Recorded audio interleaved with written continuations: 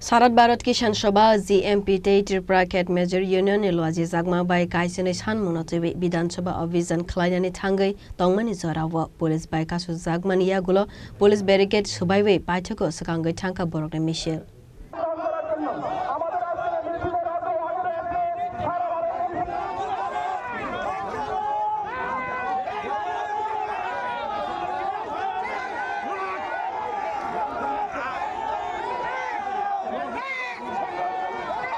आसलो मंजाका सारा भारत कृषक सभा ने तांगफांग याकचु बिजु कृष्णन हास्ते तांगफांग पवित्र कर जीएमपी ने हास्ते तांगफांग राधाचरण दे वर्मा त्रिपुरा खेत मेजर यूनियन ने तांगफांग शेमल दे न खोवे ते गोवन आदोंग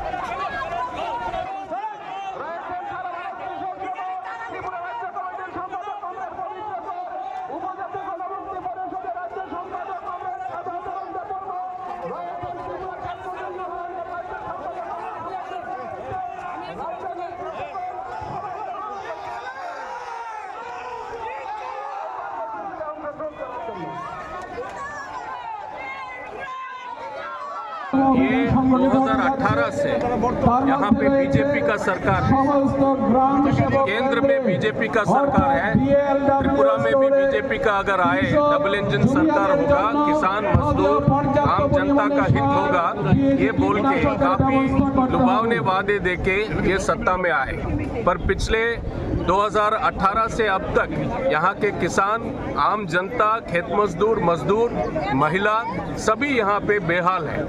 इसके खिलाफ जो आज हमारे किसानों को सही दाम नहीं मिल रहा फसलों के लिए, उनको सार नहीं मिल रहा, उनको कीटनाशक नहीं मिल रहा, ये मुद्दा है। खेत मजदूर को नरेगा में जो वामफ्रंट सरकार 92 दिन का रोजगार मिलता था, आज उसको खत्म किया जा रहा है। जी राम जी कानून ले आया, बिजली कानून को संशोधन करके उसमें निजीकरण कर रहे हैं, उससे भी बिजली का दर बढ़ने वाला है। आम उपभोक्ता को बहुत ज़्यादा बिजली का दाम आएगा। अमेरिकी जो ट्रेड डील है उसके खिलाफ है।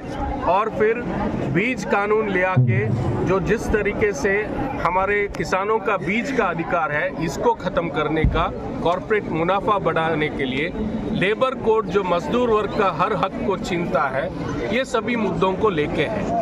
आप सभी जानते हैं बीजेपी, विप्लव देव और केंद्र के जो प्रधानमंत्री और अमित शाह जैसे लोग यहाँ आके 7th पे कमीशन को लागू करने का बात था।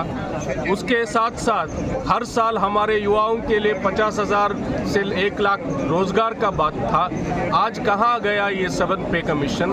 आज रोजगार कहाँ है? यहाँ के बेरोजगार युवा दक्षिण भारत में और दिल्ली, मुंबई और अन्य जगहों पर, केरल में बहुत से लोग युवा यहाँ से आते हैं, पढ़े लिखे लोग जो वहाँ होटल में और कंस्ट्रक्शन और इस तरीके के इसमें काम करने में मजबूर है। अगर यहाँ रोजगार होता, क्यों यहाँ ये युवा यहाँ से पलायन करने में मजबूर है? ये सभी मुद्दों को लेकर हमारा